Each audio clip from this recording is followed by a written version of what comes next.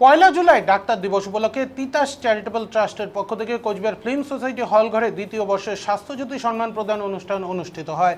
একই সঙ্গে কবি দেবব্রত দেবনাথের লেখা কবিতা নৈশব্দের আহ্বান কাব্যগ্রন্থেরও শুভ উন্মোচন হয়।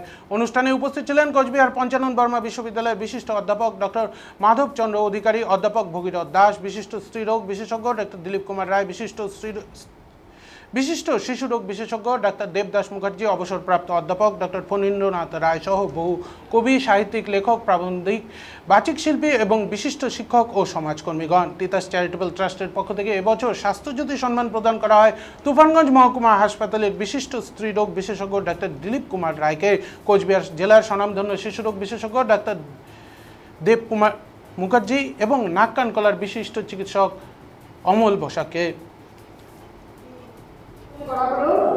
উন্মোচন করলেন অঞ্জনা দেব ভৌমিক মহাশয় এবং আমাদের বিশিষ্ট কবি, শিক্ষক অধিকারী মহাশয় এবং ডক্টর মাধব অধিকারী মহাশয়।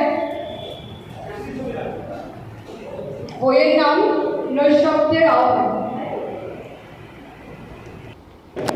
Of humanity's greatest virtue, you continuously inspire us with the vow.